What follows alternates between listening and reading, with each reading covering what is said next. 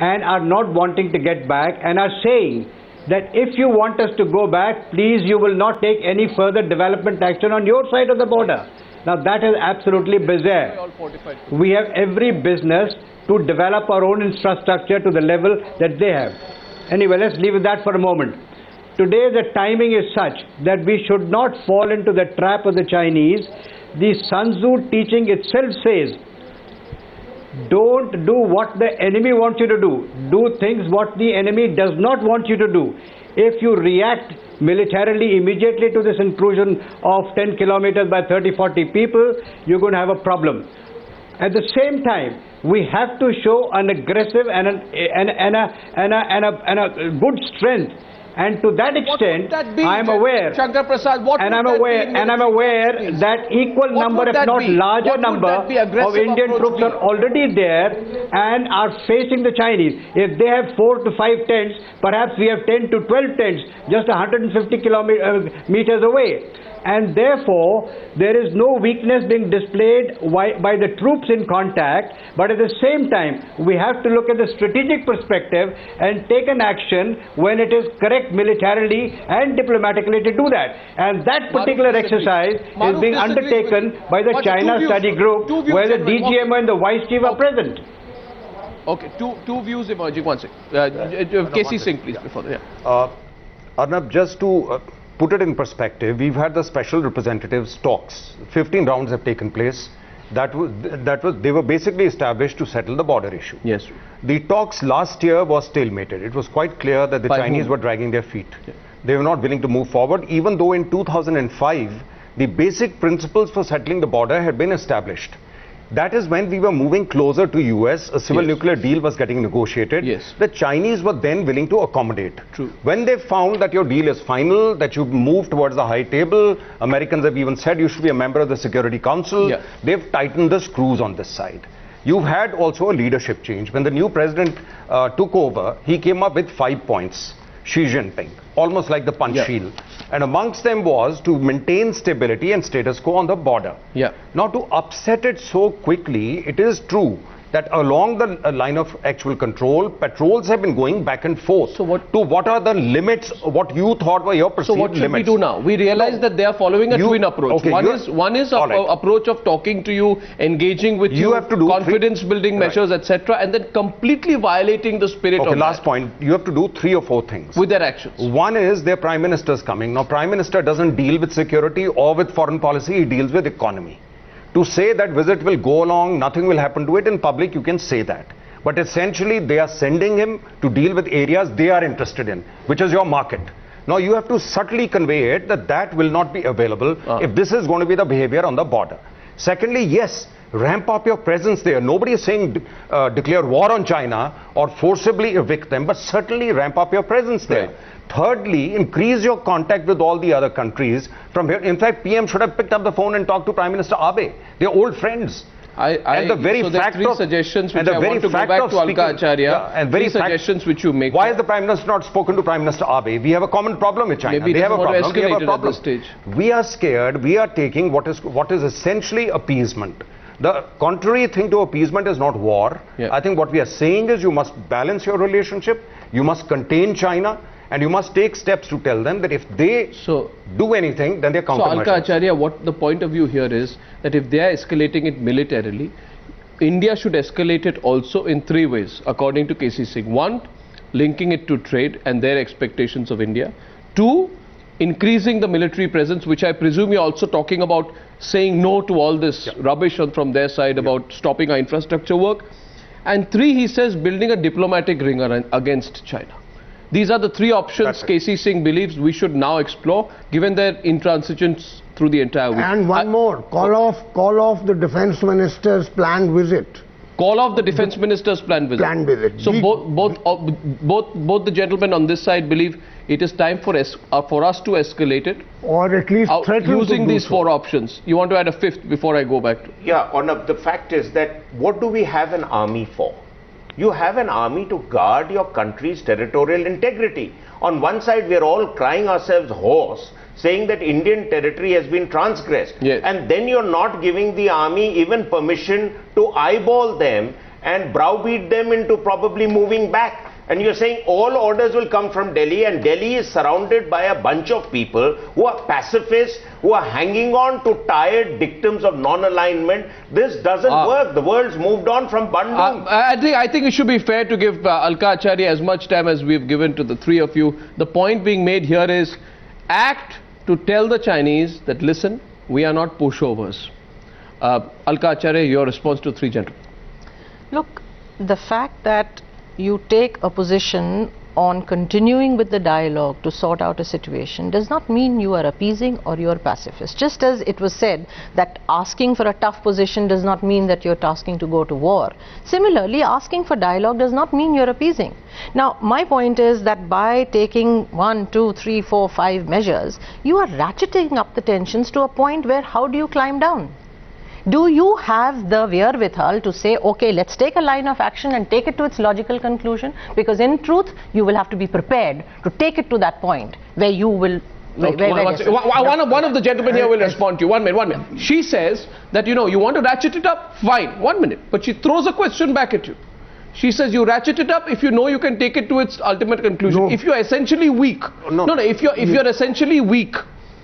diplomatically, economically, or more importantly, militarily, you're not in a position to do all this, you know. Let's take Japan and China. Let's respond to her directly. Let's take Japan and China. Yeah.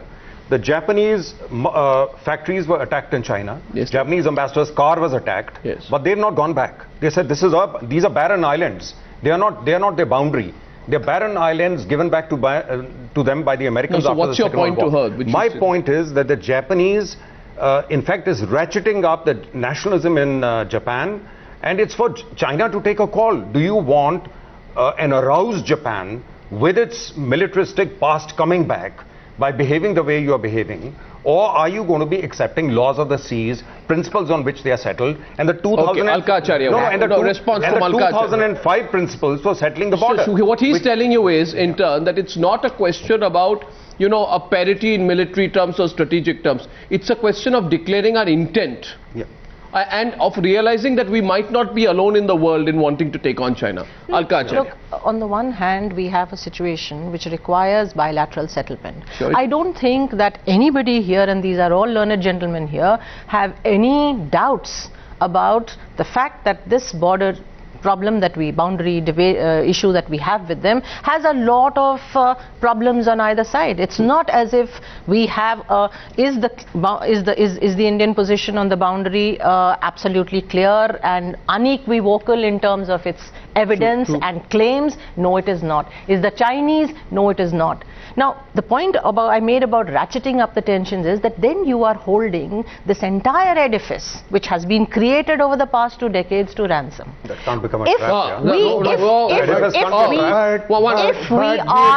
If we are focused on the fact that we need to build this relationship... Alka, we have done this when General Jaiswal's visit to China was called off. For almost a year, and the staple visas. On the staple visas, for almost a year, defense ties were cut, joint exercises were cut. So, we have done it in the past. Escalation means that control must be with you. So, what stops you from sending 30 troops to another place, which we know is across the other side, and setting up a post? Look, I mean, we can do it for time. And Ms. Acharya, did the Chinese not pull back? Rajiv Gandhi told Sundarji that you pull back. Sundarji said you make alternative arrangements if you think I should pull back. I won't pull back. Seeing the resolve of General Sundarji, I would not say the resolve of the late Rajiv Gandhi, the Chinese pulled back. In other words, when the Chinese are stared back, they pull back. They have no option but to pull back at that situation. To take the case of 86. Yes. In 2013, when you have other mechanisms in place, in 86 we did not have. He says the mechanisms are failing. Are not working. In fact, the joint secretary was supposed to be in Beijing that day. I don't think operating one of those mechanisms the day they set up the camp. Look, I don't think the mechanisms have failed. What is happening is that they are taking a long time because of the complexities of the issues involved. You see, somewhere we have to understand these are two different logics that are operating. You have to follow one particular logic and take it to its rightful conclusion. Alka,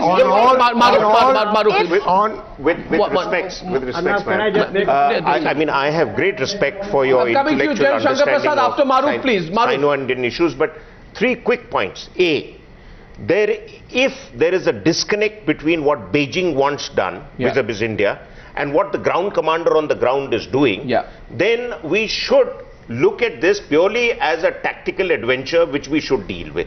Past military experience has shown that whenever you've confronted the Chinese, they have pulled back. Nathula, Sumdrungchu, more recently 2010 around Tawang.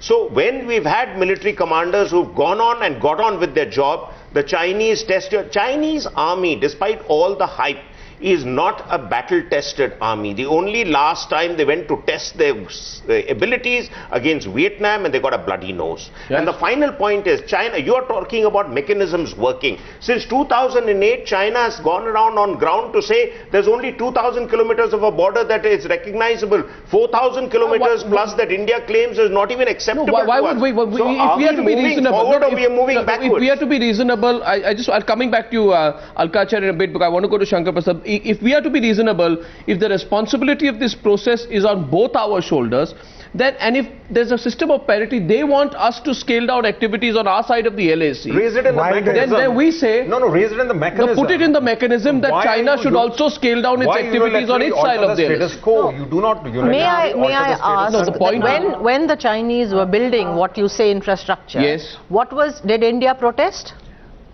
No, so you are saying the onus is... I'm not saying... Did we question? May I ask you that? You are asking, did we protest? Yes. I would say that's a wrong question to ask, with all respect, Professor Acharya, because the question should be in the present context, not did we protest. Did we question? We did not question. Why? China will finish its rail network in Tibet up to, I think, Shigatse city to the Indian border by the end of next year. We didn't, because we respect their sovereignty. The point is... They don't respect our sovereignty. The point is that the land or the area under consideration is disputed. So when they were making on them, I don't think that was part of the disputed area, which is why India just didn't say anything. The Chinese kept on building. Are you saying I am therefore saying Aksai Chin, where they sit, we have mentally reconciled to the fact that that's a given away to China? No, I'm not saying that. I'm saying it is disputed, which means... So they've made improvements in the disputed territory, and so are we. The whole point is that either we have a certain understanding on this, that when disputed areas are concerned, neither side shall move. I'll tell you, we have respected what they have done, because their spurt in infrastructure, if I'm not mistaken, started right before the 2008 Beijing Olympics, and we did not either at that point of time want to create strategic trouble for them, because they expected trouble in Tibet a few kilometers away from Demchok. It's a fact. It's a fact. We did not create trouble for them because we have been accepting of the Chinese in many ways. This situation, they have flipped it over to us.